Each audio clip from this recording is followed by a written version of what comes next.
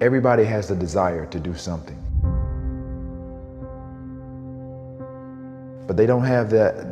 They don't know how to really complete the process of dedicating themselves and having the discipline to do it. If you got the desire, you got to match that desire with your dedication, and you got to match it with your discipline. It may not happen at the moment that you want it to, but you got to understand the process. Everybody wants it yesterday. What happens is a lot of people set goals, and they have this big goal, and they look at it like this giant staircase. And they're like, that just seems impossible. There's no way. It looks too hard. It looks too much work. And they don't ever start. They set a goal. Yeah, I want to be at the top of that staircase. It's easy to write that down. But when they go to actually start climbing, they just go, that's just too. Sure. But if all you did was just look at the first step and get on that first step. And then when you're on that step, just look at the next step. That's it. Don't look up. Just look at that next step. You got to understand that it's not going to be easy. People think that there's no challenges. Again, people want it yesterday. Most people want the convenience of transformation without the inconvenience. What we do is we kind of check out because it feels overwhelming, or we check out because we're afraid, or we check out because we start listening to self-doubt, and then we make these teeny tiny decisions all day long. We don't even realize it. A decision to not get up on time, a decision to not eat the right thing, a decision to snap at your kids, a decision to not speak in a meeting, a decision to not look for a job, like whatever it is. All day long, these tiny decisions that take you so far off track. And then you wake up and you look at your life and you think, how the hell did I get here? The reason why a lot of people won't become who they want is because they're too attached to who they've been.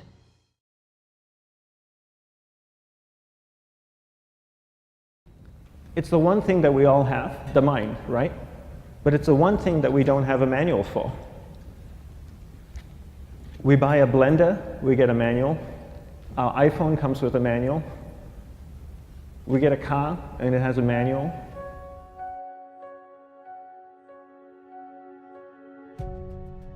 Nobody teaches you how to use the mind. There's no manual for the mind. So this, I think, is one of the most essential things in making progress in our life, is really understanding how our mind works. It's the one thing that we have to live with 24 hours a day, 7 days a week. We have no choice. Imagine if most of you slept 8 hours a day, which most of you don't. You slept and you were awake 16 hours a day. In the 16 hours you practice your awareness just randomly moving from one thing to another, to another, to another, all day practice being distracted. What would you be good at after 6 months? You did this 16 hours a day, you just allow your awareness to jump from one thing to another to another. I'll tweet right now, I'll switch to text messaging, then I'll go to email, oh, my phone's ringing, so I'll answer the phone, and then somebody's speaking to me, so I'll have 2 conversations at one time. And I'll just do this 16 hours a day, 7 days a week.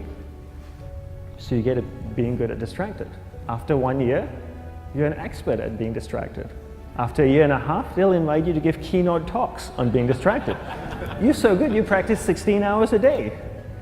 So the same works for the opposite. If you practice being concentrated 16 hours a day, what would you become good at? You become good at concentrating.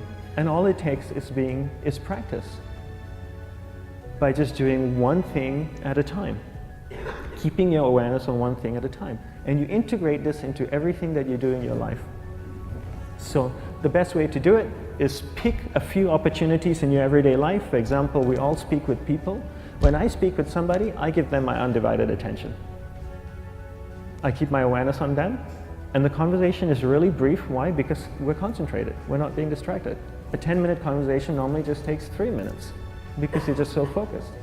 I define concentration as the ability to keep that awareness on one thing for a prolonged period of time.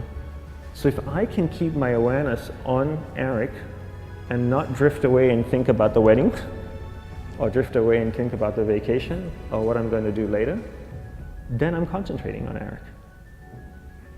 Every time it drifts away, I bring it back.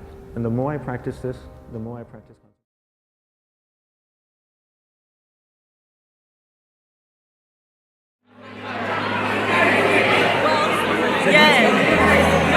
Right, everyone looking forward, please. Good morning, Year 11s. Today's assembly is about the start of the journey, the start of the rest of your lives. In 2 years' time, all of you will have been finishing your A-levels. In 3 years' time, you'll be studying across the world, studying at the university of your choice. In 5 years' time, you'll have started your careers. Many of you will be in this room working for the top institutions across the globe. You will then get married. You then may buy a house. In 10 years' time, your life will be set for you. In 15 years, you'll be 30. And from then on, your path in your life will be set.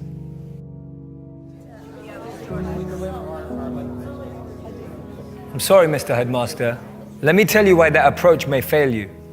I know people who graduated at 21 and didn't get a job till they were 27. I know people who graduated late at 25 and they found work immediately.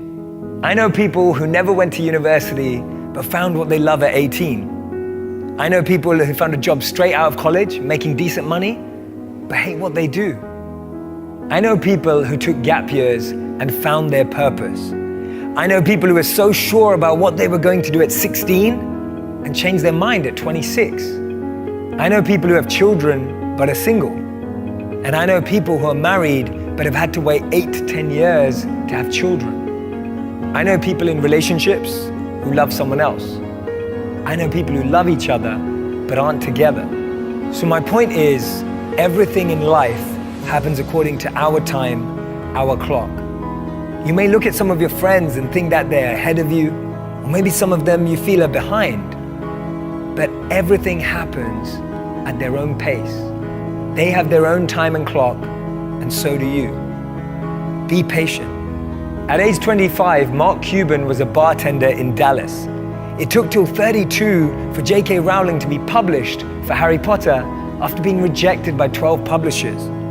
Ortega launched Zara when he was 39. Jack Ma started Alibaba when he was 35. Morgan Freeman got his big break at 52. Steve Carell only got his break after 40 years old. Virgin was started by Richard Branson at 34. Getting your degree after 25 is still an achievement. Not being married at 30 but still happy is beautiful. Starting a family after 35 is still possible.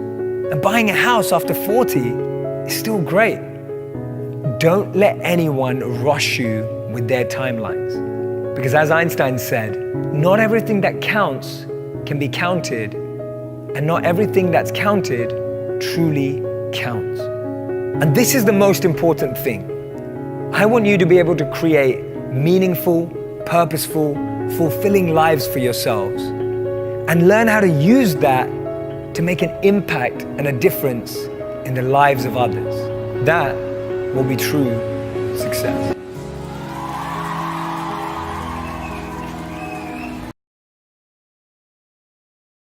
Life is this. I like this. I am somebody. I am somebody. I can change the world.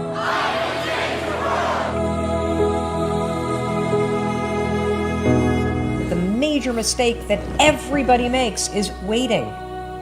Waiting to feel like it. Waiting for somebody to pick you. Waiting for the right time. Waiting for you to feel motivated. It's not coming. For the big stuff, for the hard stuff, it requires a push, always has, always will. Nobody is coming to save your ass. It is up to you. And so if you want to change anything about your life, stop sitting around and wasting your goddamn life and start pushing yourself. Whether it's a fast, or it is starting a business, or it is changing how you talk to your spouse, or it's changing the kind of parent that you are, you got one life. It's soon as you open up your eyes, understand that you enter into consciousness. It is at that moment that your creativity is at its most powerful. At that moment, you have an opportunity to steer your thoughts and your emotions in the direction that you want them to go. In other words, you can choose to seize the day, or you could let the day seize you. It's time to stay focused.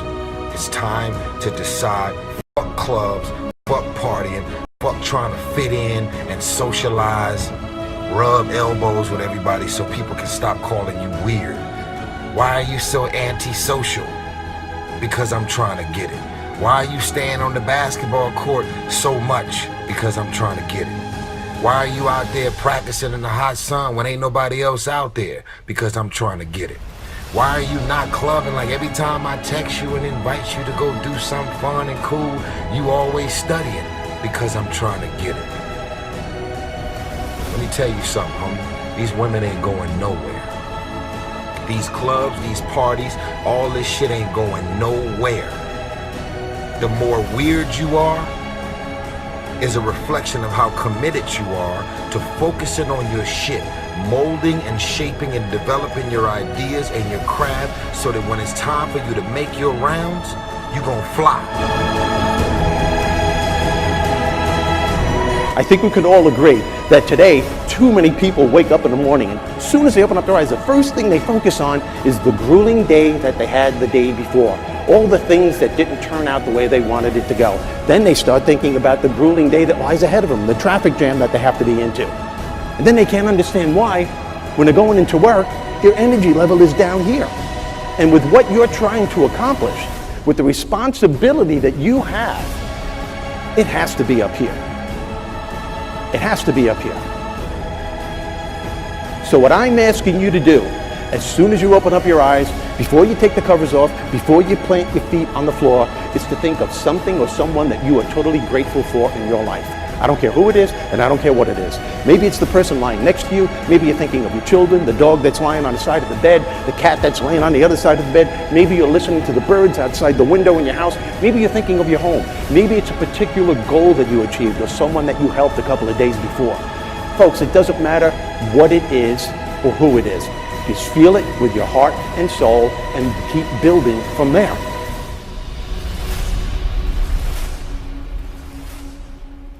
I wrote myself a check for $10 million for acting services rendered, and I gave myself 5 years, or 3 years maybe, and I dated it Thanksgiving 1995, and I put it in my wallet, and I kept it there, and it deteriorated and stuff, but then just before Thanksgiving 1995, I found out that I was going to make $10 million on, I think it was Dumb and Dumber, maybe. When you truly have a vision for your future that inspires you, you're going to jump up out of bed in the morning and feel great about going at life versus being miserable and going to a job you hate or living a life that doesn't empower you and just, every day moving through just almost like an automaton, not really, having the zest and the greatness of life.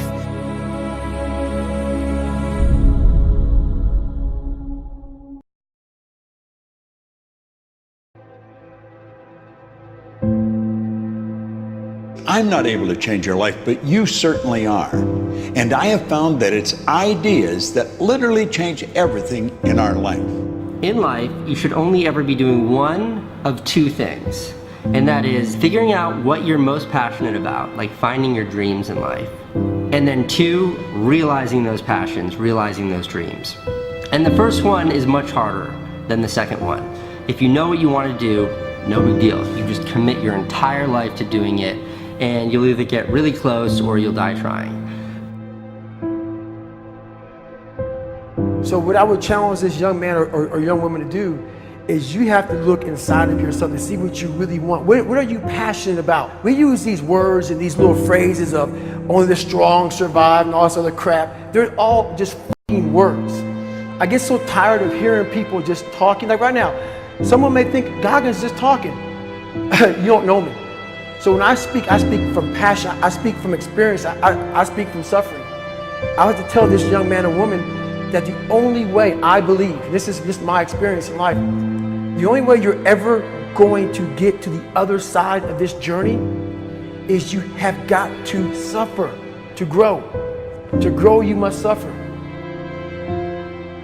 You can become the kind of person that is so in tune with the values that you have and what you actually want, that when feelings rise up, you can choose to act however you want despite them. Even if you're tired, you can still go to the gym. Even if you're annoyed with your spouse, you can still speak in a manner that's loving.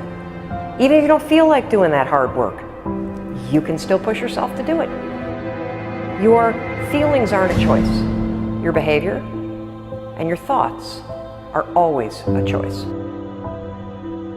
Several people live to be 100 years old, and they have great lives, and they have great kids. Their kids go to college and all this other stuff. But somewhere in their life, there was a point where they had a decision to make. They can go left or right on this path. Left was the easy route. Right was the hard route. A lot of people take the easy route. And they had a good life that way, but the better life was going to the right side. And you may have 20 years of pain and suffering to get past it, but a lot of us die never truly starting our journey. And I would tell this young person, you gotta start your journey. It may suck, but it will come out the other side where you're coasting.